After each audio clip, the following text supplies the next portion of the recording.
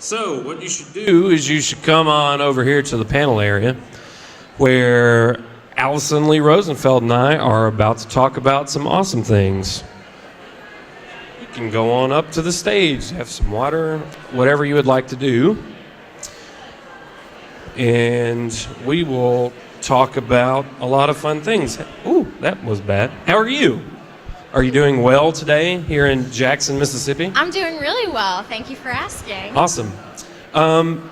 Do us a favor and tell us a little bit about yourself and where you come from and all that good stuff. All right. Hi, guys.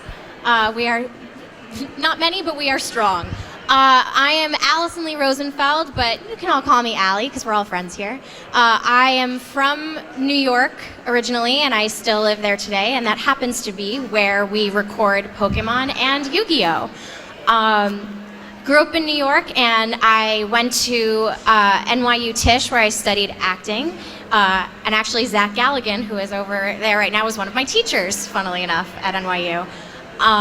You guys record Pokemon in New York? We sure do. Yeah. Pokemon and Yu-Gi-Oh! They both record in New York. That's really weird because, a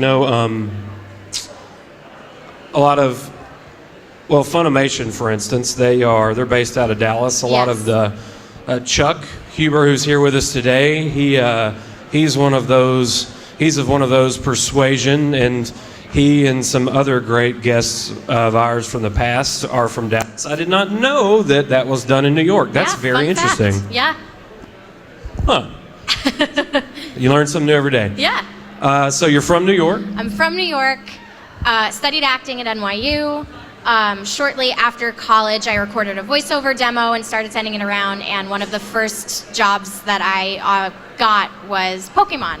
I met Tom Wayland, who was the director at the time. I auditioned for a part, and fortunately, I got it. And since then, I have voiced, as some of you know, Nurse Joy and Audino and Bonnie and Bunnelby, and I've been working on the show ever since.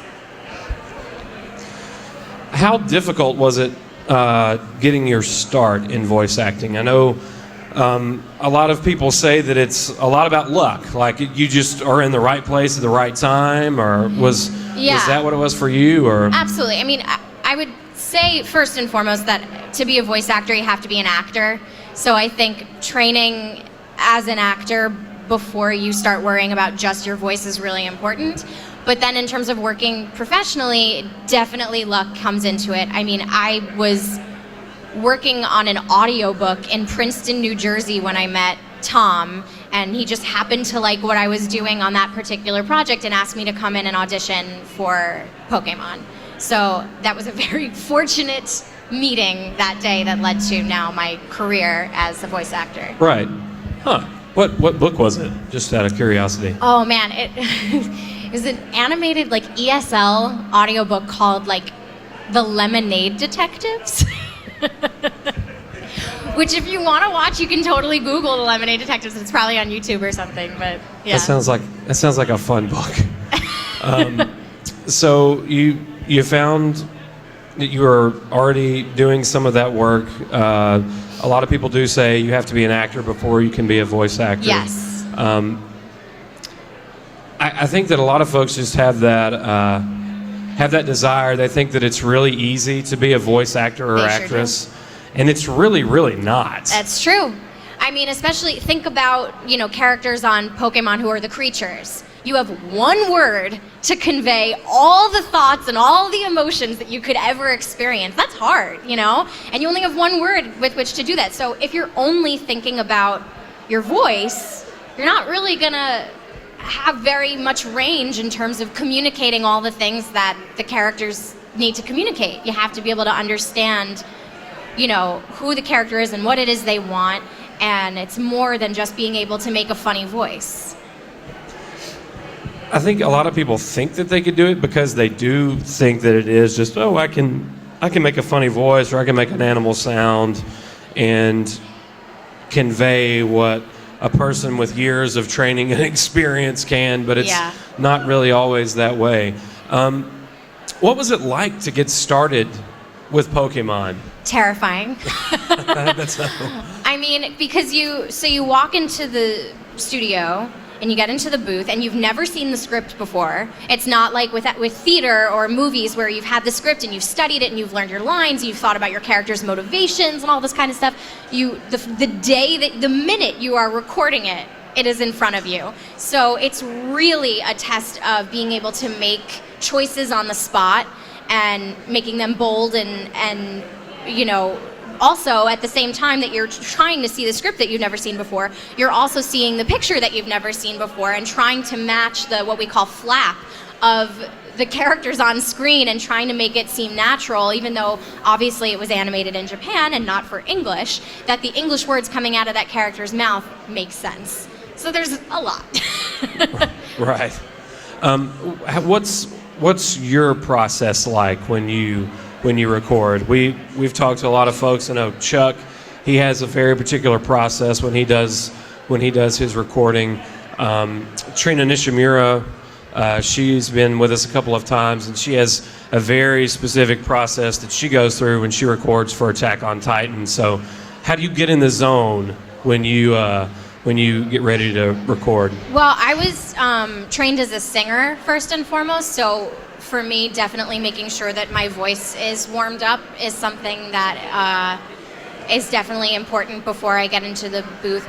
I also usually work out before I come into the booth, so physically I'm also loose and ready to just be playing in the booth. I'm a very move around, as you can see, even for me sitting here, as I talk kind of person, which, again, it's not just about being able to make funny voices with your mouth. A lot of times, the things that you'll hear the characters do, it'll come from really literally us actors physically in the booth doing something that will then translate to the cartoon. So, right. Yeah.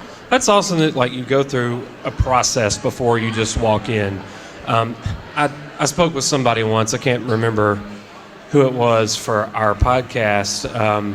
Tom Kenny, SpongeBob SquarePants. And he talked a little bit about his process, he basically is SpongeBob, so he just can walk in and, hi, I'm SpongeBob SquarePants, and do his thing and walk out and just go on being his normal self, because it's like a half a step different in tone between Tom and SpongeBob.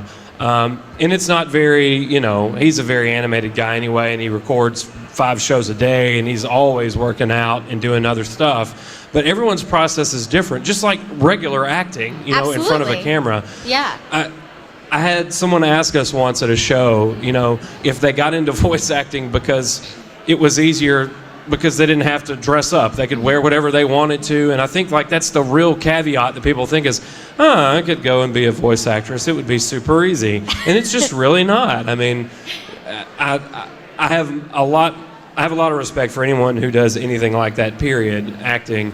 But voice actors and actresses, I think, are really a step above. Thanks. Because you have to convey what a normal person would with their body with just your voice. With just our voice, which is really cool. Well, also one of the weird things is the level of anonymity that a lot of us have. I'll be sitting on the subway and there will be a kid sitting across from me with a Pikachu backpack or playing one of the games on their Game Boy. Right. And I always want to say something, but I'm like, well, they may be confused if they're really little and be like, but you're not a cartoon. I don't understand what you're not the cartoon. Or they might just think I'm crazy because I live in New York City and I'm on the subway. That's very true. That is also a thing that could happen. Tom says that he likes doing voice acting because he can still go to Starbucks. Yeah. And if he doesn't talk too loudly or too much, they won't know. No one really notices. Yeah. Except he does kind of look like SpongeBob now. Anyway. Well, especially with Bonnie, people won't know because I'm not actually a 6-year-old girl. So. I had not noticed, but I was not going to say anything. Yeah. But that's a good thing. Do you get people that just recognize your voice randomly?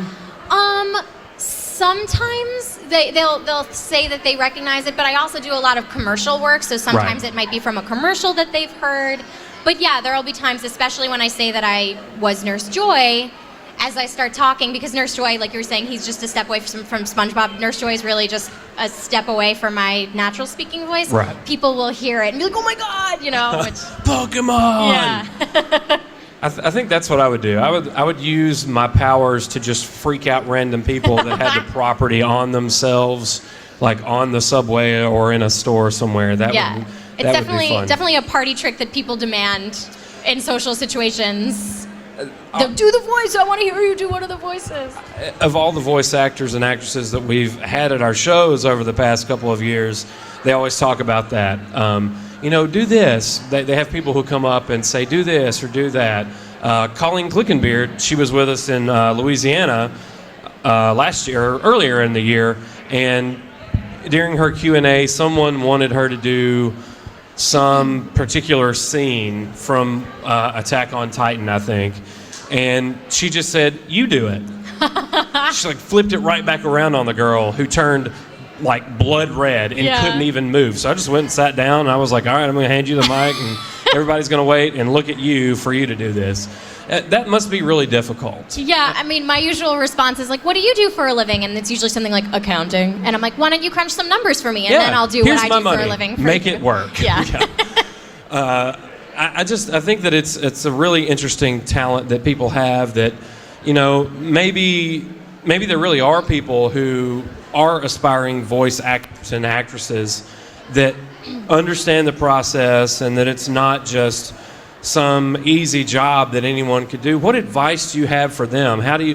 What advice do you have for them to get started in the industry? I know that Funimation, for instance, I think that their wait list to have any demos seen is 2 years. Yeah. You can send them stuff, but no one's going to look at it for legitimately 2 years. Yeah.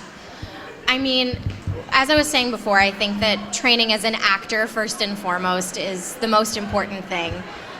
So wherever you live, taking acting classes, studying it in school, I think that that's really important. And beyond that, I mean, there are pockets in the country. There are pockets in the country where there is more voiceover work, especially in animation, like you're saying in Dallas or New York or in LA.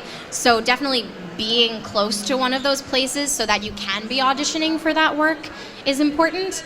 And beyond that, I mean, you need to record a demo and you need to be sending it around, and you really need to have the follow through and the belief in your talent, I guess, to not just give up when you get your first no, because there's going to be a lot of no's. And if if people have been encouraging you, if you really think that this is something you can do, then you need to continue to pursue it and not just back down when you get your first rejection. But that's life in general. Yeah. I mean, really, that's great life advice just in general. Yeah, it maybe 100-fold though in acting, right. Because I mean, as an actor, you are your job is to audition. It's it's not to show up to an office. It's not to do the work. Yeah. Right. More than half of the job is auditioning for it, and you have to show up, and you have to keep doing it. So. Yeah. Between Pokemon and Yu-Gi-Oh, which one do you like doing more? Oh, man. That's tough. I mean, I love them both, and I get to play really fun characters on both, but just because I do it more frequently, I'd say Pokemon. Okay. Yeah. Bonnie, I'm Solid having a answer. blast with. Okay. Yeah. But you do actually enjoy Yu-Gi-Oh, though, right? I do. I love Yu-Gi-Oh. Yeah, not slamming Yu-Gi-Oh at all. I record Pokemon more often, so I feel like I'm closer to those characters emotionally. It's just weird thinking about it being recorded in New York. That doesn't seem like the place that would be the hub for Why, that. though? There's so much acting in New York. That's true. Do you have stage experience? Yes, I'm also a theater actress. Like I said, I sing, so I do a lot of musical theater. I do a lot of Shakespeare. Theater is my first love. It just doesn't pay the bills the way that voiceover does. That is very true. Yeah. That is very, very true. Yeah. We should do karaoke. That's what we should have done. We should have done karaoke. Maybe later. Man, we forgot. Does anybody have any questions? Yes. Yep, the prequels did suck. I can verify that. Hi, Wesley. Hello, how are you? Good, how are you? I'm doing well, thank you for asking. So, as someone born in the late 90s, Pokemon has been a very important part of my life. So naturally, you'd expect me to care very much about the Pokemon. If you notice Pikachu from Gen 1 to current generation, he has lost a lot of weight. So, in your professional medical opinion, is this Pikachu getting malnourished as the series progresses or getting healthier as the series progresses? That's a really good question. I would have to say I think it's honestly him having a movie star body kind of situation where he worked with trainers because he's been on TV for a while, and he really has to maintain that physique that people like to see on TV. Fame changes people. It really does, even Pikachu. It changes people. Sometimes you just want to get a little lean too, man. I mean, come on, you need to eat like a cheeseburger or something. You're going the Pikachu route. We're gonna fix you. Anybody else have a question? Yes, here we go. I think my mic will go back here. We'll give it a shot. Do you have a character that you really want to voice other than what you voice right now? Oh, that's a good question. Yeah, it's a great question. Like in animation in general, or yeah, I being the voice of a Disney princess has always been like the ultimate voiceover dream for me.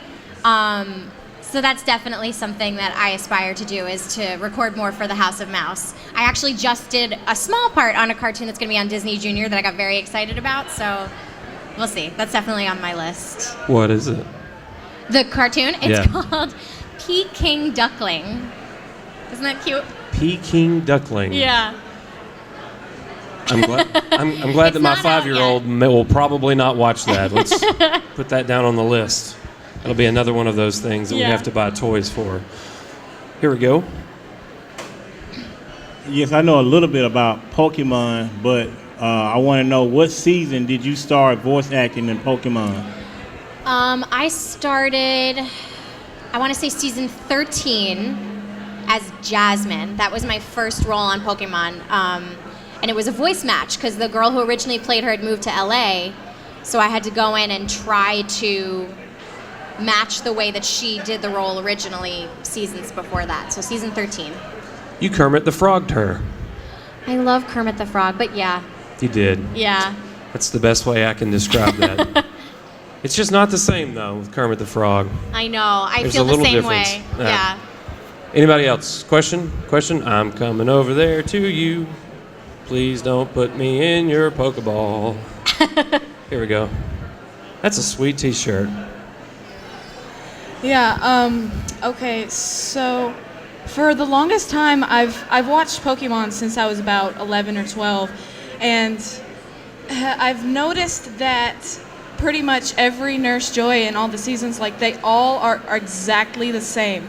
There's a lot of interesting fan theories, and I was just wondering, like, what is your theory on why they all look the same? Like, are they cousins, sisters? What is that? Oh, well, I think they've talked about it on the show, that they're all related, and some of them are sisters. Like, if they're in the same region, they're sisters, but if they're in different regions, they're cousins. Like, there have been episodes where they have showed a picture and been like, oh, this is me with all my sisters, and it's been like 20 of the Nurse Joys in one shot. So yeah, they're absolutely related. It's just a matter of how closely related they are.